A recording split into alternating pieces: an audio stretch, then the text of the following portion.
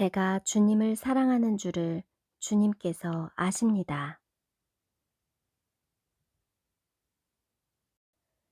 베드로는 대제사장의 하인 말고에게 칼을 휘두르며 예수님을 지키려 했다. 그러나 어느새 그 호기는 사라지고 하녀에게조차 예수님을 모른다고 부인했다. 사람은 아침 마음과 저녁 마음이 달라지는 연약한 존재다. 그런즉 선줄로 생각하는 자는 넘어질까 조심하라. 우리가 말씀과 성령의 도우심을 요청하는 이유도 자신을 전적으로 믿을 수 없을 때가 있고 다른 사람들을 긍휼히 여기는 마음을 가지는 것도 이와 같은 이유 때문이다. 좋은 때가 있기도 하지만 나쁜 때도 온다.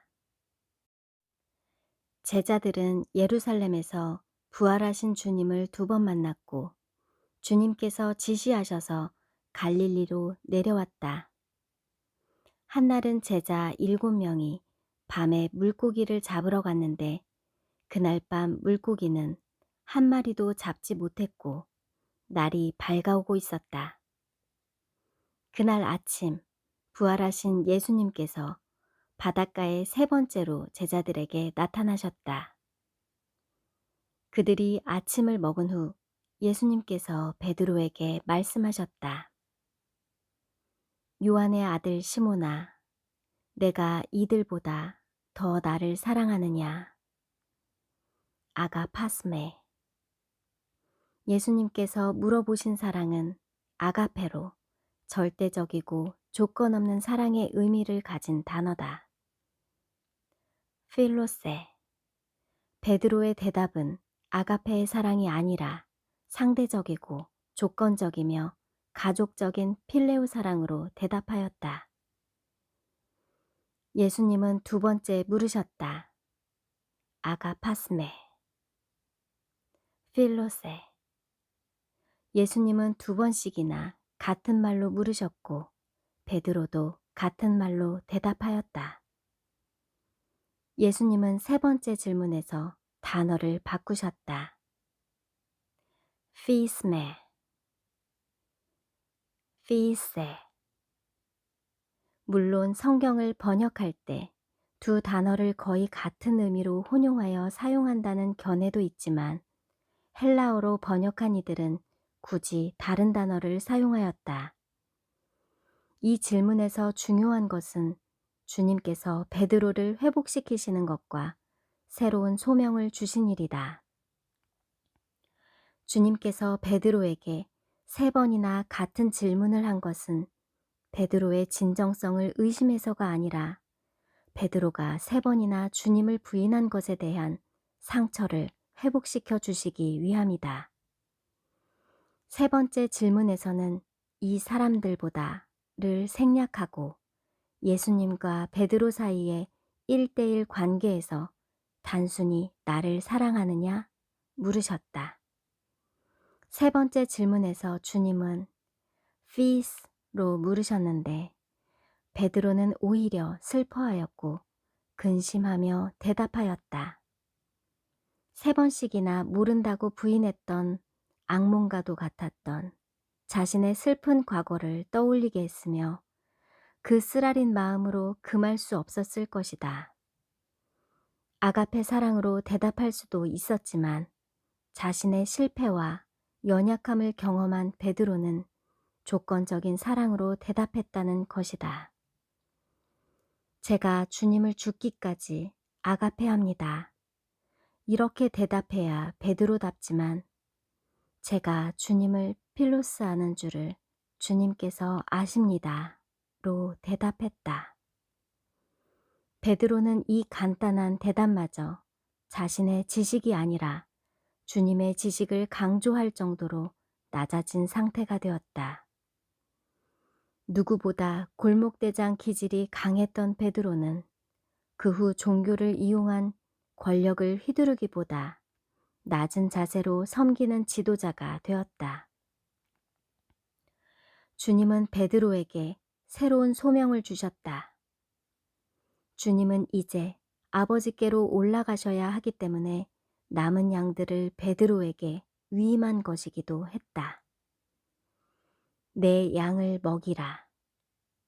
주님은 베드로를 책망하기보다 사랑으로 치유하셨고, 베드로는 실패의 아픈 추억을 떨쳐버리고 다시 일어설 수 있었다. 나를 따르라. 주님은 베드로에게 개별적인 지시를 내리기 위해 둘이서 걸어가며 말씀하셨다. 이후에 어떻게 교회를 이끌 것인지에 대해 지시를 하셨을 것이다. 결혼된 12제자를 채우고 갈릴리에서 제자들을 규합하여 예루살렘으로 올라가 성령 세례를 받은 다음 교회를 개척하라는 지시를 하셨을 것이다. 7명의 제자들 중에 예수님과 베드로는 떨어져서 대화를 나누는 가운데 5명은 아침을 먹은 자리에 그대로 남아있고, 요한은 중간에서 주님을 따라가는 상황이었다. 베드로는 요한을 보고 주님께 질문했다. 주님, 이 사람은 어떻게 되겠습니까? 예수님은 베드로에게 이렇게 말씀하셨다. 내가 올 때까지 그를 머물러 있게 할지라도 그것이 너와 무슨 상관이 있느냐? 예수님은 베드로와 요한에게 중요한 임무들을 맡기시며 2사람을 짝으로 맺게 하셨다. 베드로는 늘 함께 다녔던 요한의 장래에 대해 물어보았다.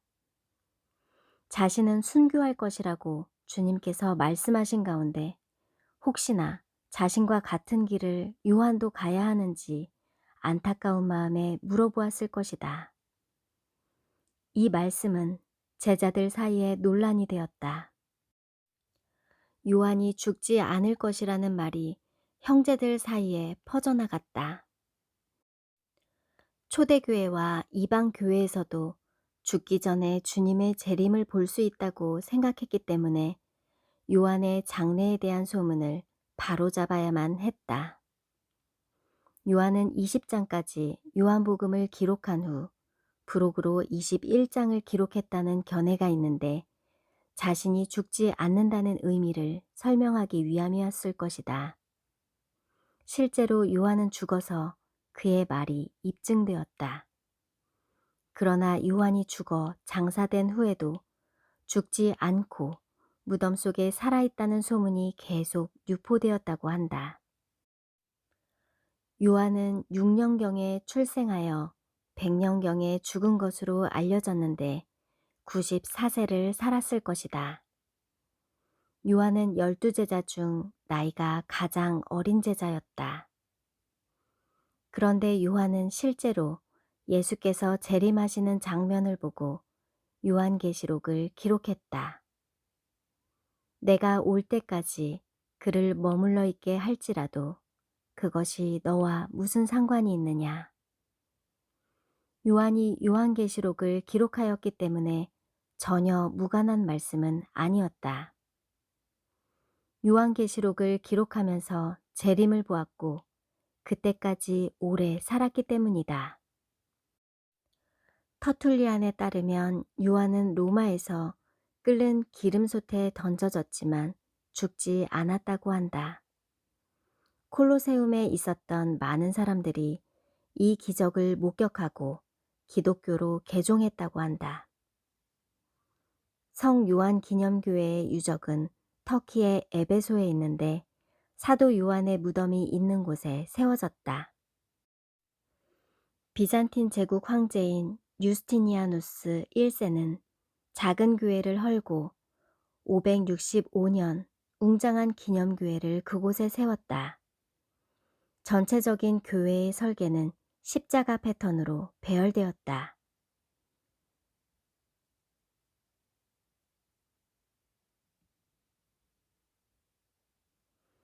베드로는 주님께서 말씀하신 대로 로마에서 순교하였다.